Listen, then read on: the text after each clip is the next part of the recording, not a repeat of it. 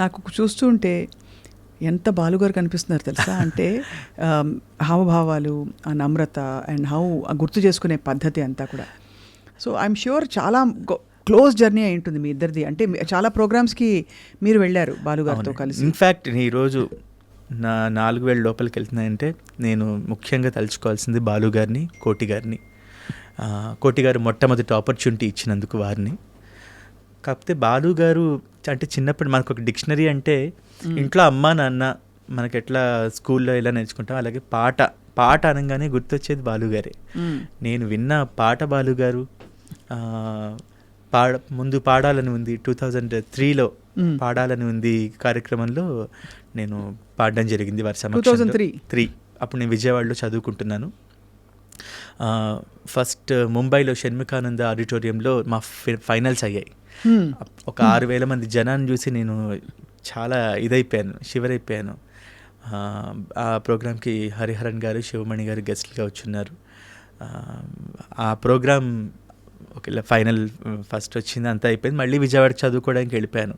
కానీ బాలుగారి మీద ఒక మక్కువ, ఏం చేయాలి, మళ్ళీ ఆయన కలవాలంటే ఏం చేయాలి. కన్నడ ఎదు తుమ్మి హాడువేను అని కన్నడలో కూడా ఈ పాడుతా తీగ లాంటి కార్యక్రమం ఒకటి ఉంది. 4 ఇందిరా గారిని ఒక అక్క, ఆ అక్క హెల్ప్ తీసుకొని కొన్ని కన్నడ పాటలు నేర్చుకొని ఆడిషన్కి పంపించాను. సెలెక్ట్ అయ్యాను దానికి కూడా.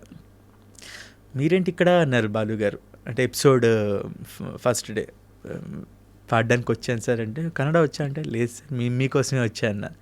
కన్నడ వాళ్ళకి భాషాభిమానం చాలా ఎక్కువ, చాలా జాగ్రత్తగా పాడండి అన్నారనమాట. నేను ప్రతి రౌండ్ నేను విన్ అవ్వాలనుకున్నాను. ఎందుకంటే ఇది విన్ అయితే ఇంకొక ఛాన్స్ వస్తుంది, బాలుగారి ముందు పాడే ఛాన్స్ వస్తుంది అని ఒక తప్పన. అంతే తప్ప ఫైనల్స్ విన్ అయితే మనకి ఏదో వచ్చేస్తుంది ఎలా కాదు.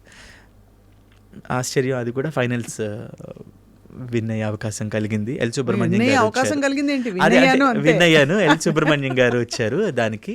అంటే I felt so happy because I got that interaction with such stalwarts.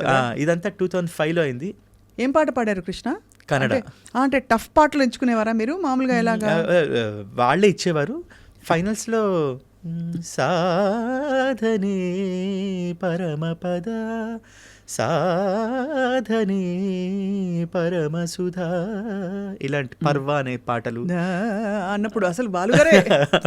So ఇలాంటివన్నీ పాడాను. ఇంకా అక్కడ లలిత గీతాలు ఎక్కువ ఫేమస్, భావగీత అంటారు. యారిగుంటూ యారిగిల్ల బాలెల్ల నేరు బెల్ సంథింగ్ అలాంటి లలిత గీతాలు ఇలాంటివన్నీ పాడడం జరిగింది. ఇదంతా అయిపోయి మళ్ళీ విజయవాడ రావడం జరిగింది.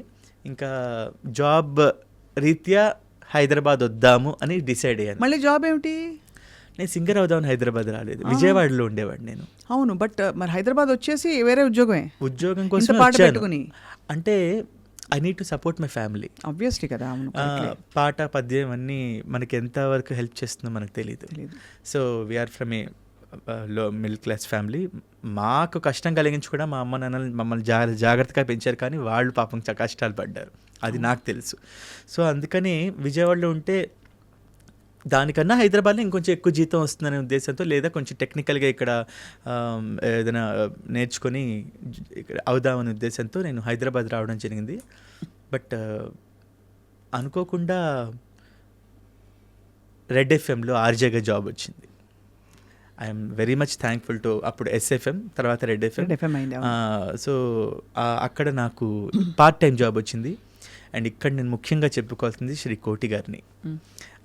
కోటి గారిని అక్కడే కలవడం జరిగింది. అంటే నేను ఒక ఇంటర్వ్యూకి వెళ్తున్న దగ్గరలోనే కోటి గారు ఆఫీస్ ఉందని తెలిసింది. అప్పుడే వారు గోపి గోడ మీద పిల్లి అనే సినిమా తీస్తున్నారు.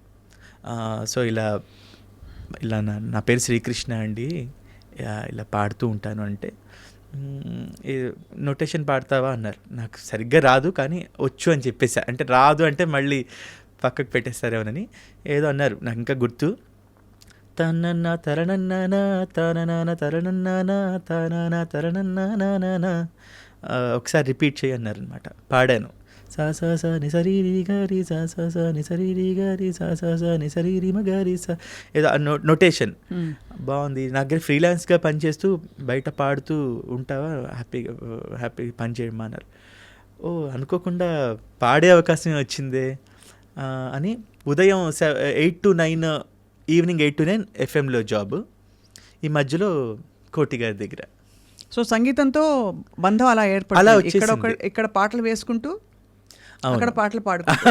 అవును, అంతేగా? అంతే. సో అలా స్టార్ట్ అయింది. కానీ 2003-05 విన్నింగ్ తర్వాత కుప్పలు తప్పలుగా అవకాశాలు వచ్చేలేదా? లేదు, ఒకే ఒక ఆపర్చునిటీ వచ్చింది ముహూర్తం అనే సినిమా కోసం. బికాజ్ పాడాలన్నది కార్యక్రమానికి వర్క్ చేసిన ఆర్ట్ డైరెక్టర్ గారు ముహూర్తం అనే ఫిలింకి రవి గారిని, ఆర్ట్ డైరెక్టర్ రవి గారు, వారు ఆ ఫిలింకి డైరెక్ట్ చేసినప్పుడు విజయవాడ నుంచి హైదరాబాద్ వచ్చి ఆ ఒక్క పాట పాడి వెళ్ళిపోయాను. బట్ నేను హైదరాబాద్ వచ్చిన తర్వాత 2008లో రిలీజ్ అయింది అనమాట ఆ సినిమా. సో ఆ తర్వాత ఏం నాకు ఆపర్చునిటీస్ రాలేదు. ట్రై చేసుకోలేదు కూడా. తీసుకోండి, నా పాట వినండి, నా క్యాసెట్ వినండి. ఇక్కడ ఒక సముద్రం ఆల్రెడీ ఉంది హైదరాబాద్లో. అండ్ నేను సింగింగ్ అనుకొని రాలేదు. My main motto is to support my family. Because మా తమ్ముడు చదువుకుంటున్నాడు, మా చెల్లి, నేను, ముగ్గురా మీరు? మా తమ్ముడు, మా చెల్లి, అమ్మ, నాన్న, నేను, మా బామ్మగారు, మేము అందరం ఉండేవాళ్ళం. కృష్ణ అంతా బాగా పాడతారా అందరి ఇంట్లో? మా ఇంట్లో ఎవరు పాడరు యాక్చువల్లీ, కానీ నాన్నగారు కూన్ రాగాలు అప్పుడప్పుడు తీస్తూ ఉంటారు. మా ఇంట్లో అమ్మగారు పాడరా? మామూలుగా అమ్మ నుంచి నేను నేర్చుకున్నాను చిన్నప్పుడు, అమ్మ పాడి అని అంటారు అందరూ. అమ్మ ద్వారానే నేర్చుకున్నా. అమ్మ పాడడం రాదు, కాకపోతే అమ్మ దగ్గరుండి. మా ఇంట్లో ఉదయం నా టైం స్టార్ట్ అయ్యేది మార్నింగ్ 6 o'clock ఆల్ ఇండియా రేడియోతో. నాదస్వరం, భక్తి రంజని. మా ఇంట్లో 6 o'clock అందరం లేవాలి.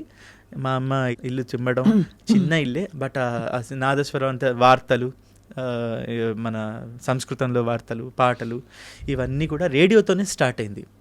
ఇక్కడ I want to thank all India radio. Because నా 6th 7th క్లాసెస్ నుంచి ఆల్ ఇండియా రేడియోలో మంజులూరి కృష్ణకుమార్ గారిని, వారు నాకు లెటర్స్ చదివే అవకాశం, వ్యాసాలు చదివే అవకాశం, ఇవన్నీ ఇచ్చారు.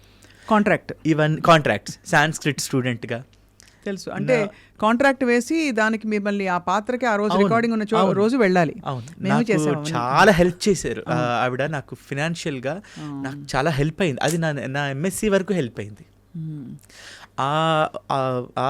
దీంతోనే నాకు రెడ్ FM SFMలో జాబ్ కూడా వచ్చిందనమాట. Excellent. So I must thank all India radio. నేను గుర్తుపెట్టుకోవాలి మంజులూరి కృష్ణకుమార్ గారిని, రాజారెడ్డి గారిని, వాళ్ళందరూ ఉండేవారు. వాళ్ళందరికీ సందర్భంగా కృతజ్ఞతలు.